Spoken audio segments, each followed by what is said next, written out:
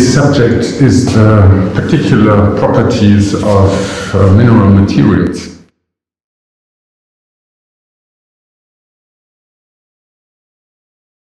There might be materials like the one behind me, which is a mixture of wood and concrete.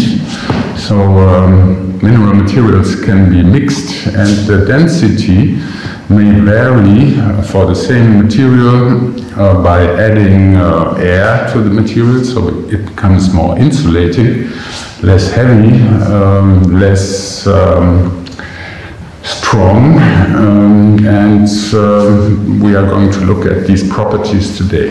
So what are we talking about? We're talking about natural stone, and we're talking about artificial stone, and part of the artificial stone are ceramics. Then we have glass, and another part of the artificial stone are stucco and mortar that have some of the ingredients of concrete, for example. So what have all these in common? We have seen that the density may vary. For example, I might have a lightweight brick and a normal brick. Most of them resist well to compression. And they don't resist this well to tension. Glass, for example, can resist 9 times better to compression than to tension. Most of these are brittle. If I exert bending on a plate of natural stone, it might break very suddenly and it breaks in a brittle way. And the weight normally of natural stone is around 3 kilos per cubic decimeter. Artificial stones may vary. We spoke about that already. And glass is about in the same area, so it's medium heavy. And one feature is very important. These materials do not burn, so they are sort of incombustible. There is a relationship between density, insulating capacity, and strength. As the density becomes higher, the insulation capacity weakens, and the strength normally gets bigger. If I want a mineral insulation, I could, for example, melt natural stone, make a sort of wool out of it that has a very low density, and then it will have a high insulation. So the denser materials get, the more they will expand when they get hotter, or they will retract when they get colder. The heat storage capacity will be higher when the materials are denser. Vapor resistance will be higher over here than down there. And on the other side, capillarity will be higher on this side than on the other side. Because if there are no pores that water can be attracted by, then it cannot be conducted.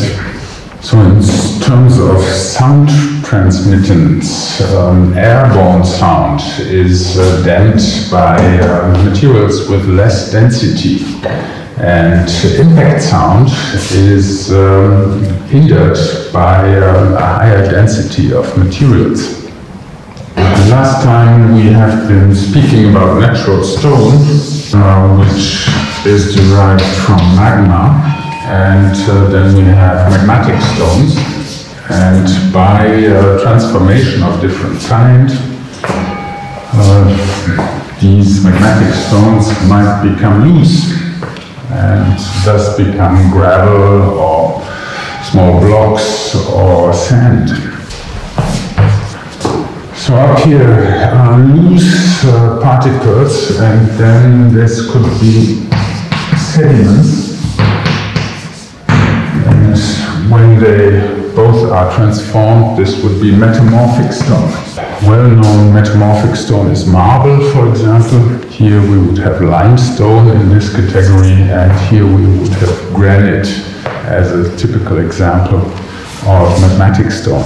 Magnetite could be divided to feldspar, quartz, and mica.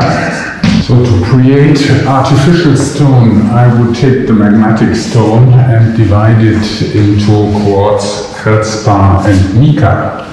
And out of these I can combine different things like sand out of quartz, clay out of feldspar, and then combine them to adobe. And if I burn the adobe, I will get brick. And if I take, for example, marl, I can, by burning processes, create lime out of the marl. Marl is a combination of basically lime and sand, and this is heated up to 1450 degrees so that it starts to melt. It's called a sintering process, and then this has to be broken up again, and I will get cement. And gypsum stone can be burnt and grinded as well to create gypsum and anhydrite. And these are binders here. The brick is solid already, and the binders then have to be combined with water and maybe some additives to create artificial stone out of these binders and certain additives.